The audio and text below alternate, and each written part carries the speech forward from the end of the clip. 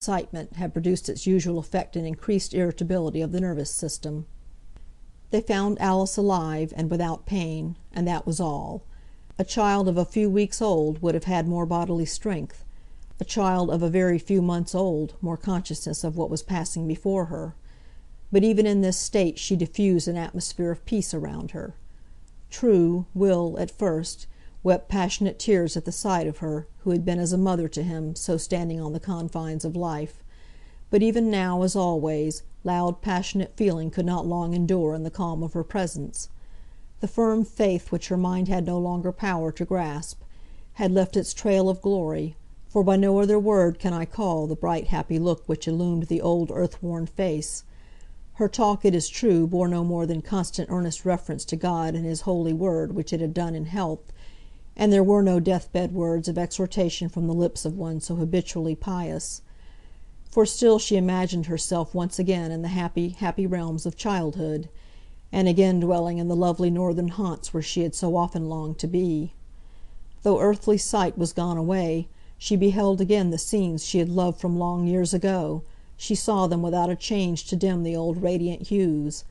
The long dead were with her, fresh and blooming as in those bygone days, and death came to her as a welcome blessing, like as evening comes to the weary child. Her work here was finished, and faithfully done. What better sentence can an emperor wish to have said over his bier? In second childhood, that blessing clouded by a name, she said her Nunc Dimittis, the sweetest canticle to the holy. Mother, good night. Dear mother, bless me once more. I'm very tired, and would fain go to sleep. She never spoke again on this side heaven. She died the day after their return from Liverpool. From that time, Jem became aware that his mother was jealously watching for some word or sign which should betoken his wish to return to Mary; and yet go to Liverpool he must and would, as soon as the funeral was over, if but for a simple glimpse of his darling. For Job had never written; indeed, any necessity for his so doing had never entered his head. If Mary died, he would announce it personally; if she recovered, he meant to bring her home with him.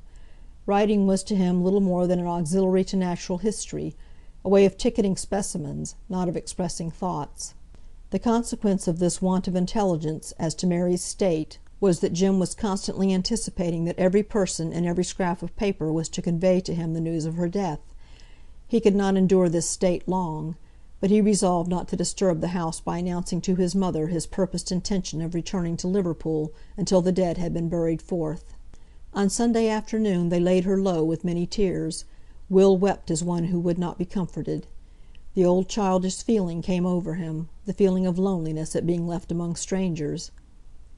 By and by, Margaret timidly stole near him, as if waiting to console, and soon his passion sank down to grief, and grief gave way to melancholy, and though he felt as if he never could be joyful again, he was all the while unconsciously approaching nearer to the full happiness of calling Margaret his own, and a golden thread was interwoven even now with the darkness of his sorrow. Yet it was on his arm that Jane Wilson leant on her return homewards. Jem took charge of Margaret. "Margaret, I'm bound for Liverpool by the first train to-morrow. I must set your grandfather at liberty." "I'm sure he likes nothing better than watching over poor Mary. He loves her nearly as well as me. But let me go. I have been so full of poor Alice, I've never thought of it before. I can't do so much as many a one, but Mary will like to have a woman about her that she knows. I'm sorry I waited to be reminded, Jem," replied Margaret, with some little self-reproach. But Margaret's proposition did not at all agree with her companion's wishes. He found he had better speak out, and put his intention at once to the right motive. The subterfuge about setting Job Legh at liberty had done him harm instead of good. "To tell truth, Margaret, it's I that must go, and that for my own sake, not your grandfather's. I can rest neither by night nor day for thinking on Mary. Whether she lives or dies, I look on her as my wife before God, as surely and solemnly as if we were married. So being, I have the greatest right to look after her, and I cannot yield it even to—" "Her father," said Margaret, finishing his interrupted sentence. "It seems strange that a girl like her should be thrown on the bare world to struggle through so bad an illness. No one seems to know where John Barton is, else I thought of getting Morris to write him a letter telling him about Mary. I wish he was home, that I do." Jim could not echo this wish. "Mary's not bad off for friends where she is," said he. "I call them friends, though a week ago we none of us knew there were such folks in the world. But being anxious and sorrowful about the same thing makes people friends quicker than anything, I think. She's like a mother to Mary in her ways, and he bears a good character, as far as I could learn just in that hurry. We're drawing near home, and I've not said my say, Margaret.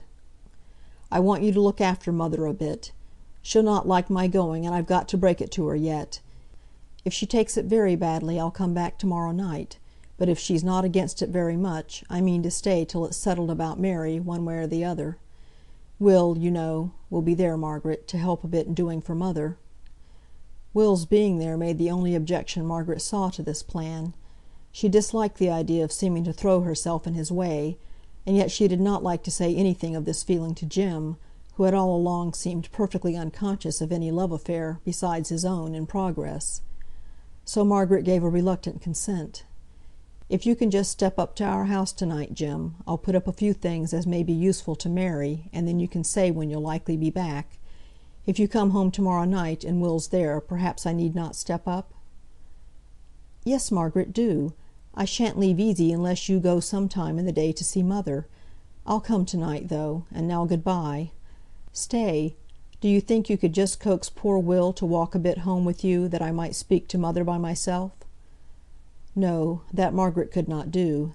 That was expecting too great a sacrifice of bashful feeling. But the object was accomplished by Will's going upstairs immediately on their return to the house, to indulge his mournful thoughts alone. As soon as Jim and his mother were left by themselves, he began on the subject uppermost in his mind. "Mother." She put her handkerchief from her eyes, and turned quickly round so as to face him where he stood, thinking what best to say. The little action annoyed him, and he rushed at once into the subject. "Mother, I am going back to Liverpool to-morrow morning to see how Mary Barton is." "And what's Mary Barton to thee, that thou shouldst be running after her in that a way? If she lives, she shall be my wedded wife. If she dies, mother, I can't speak of what I shall feel if she dies." His voice was choked in his throat. For an instant his mother was interested by his words, and then came back the old jealousy of being supplanted in the affections of that son who had been, as it were, newly born to her, by the escape he had so lately experienced from danger. So she hardened her heart against entertaining any feeling of sympathy, and turned away from the face which recalled the earnest look of his childhood, when he had come to her in some trouble, sure of help and comfort. And coldly she spoke, in those tones which Jim knew and dreaded even before the meaning they expressed was fully shaped. "Thou art old enough to please thyself. Old mothers are cast aside and what they've borne forgotten as soon as a pretty face comes across. I might have thought of that last Tuesday, when I felt as if thou wert all my own, and the judge were some wild animal trying to rend thee from me. I spoke up for thee then, but it's all forgotten now, I suppose." "Mother, you know all this while, you know I can never forget any kindness you've ever done for me, and they've been many. Why should you think I've only room for one love in my heart? I can love you as dearly as ever, and Mary too, as much as man ever loved woman." He awaited a reply. None was vouchsafed. "Mother, answer me," said he at last. "What mun I answer? You asked me no question." "Well, I ask you this now. To-morrow morning I go to Liverpool, to see her who is as my wife. Dear mother, will you bless me on my errand? If it please God she recovers, will you take her to you as you would a daughter?" She could neither refuse nor assent. "Why need you go?" said she querulously at length. "You'll be getting in some mischief or another again. Can't you stop at home quiet with me?" Jim got up and walked about the room in despairing impatience. She would not understand his feelings. At last he stopped right before the place where she was sitting, with an air of injured meekness on her face. "Mother, I often think what a good man father was. I've often heard you tell of your courting days, and of the accident that befell you, and how ill you were. How long is it ago?" "Near upon 25 years," said she, with a sigh. "You little thought, when you were so ill, you should live to have such a fine strapping son as I am, did you now?" She smiled a little and looked up at him, which was just what he wanted. "Thou art not so fine a man as thy father was, by a deal," said she, looking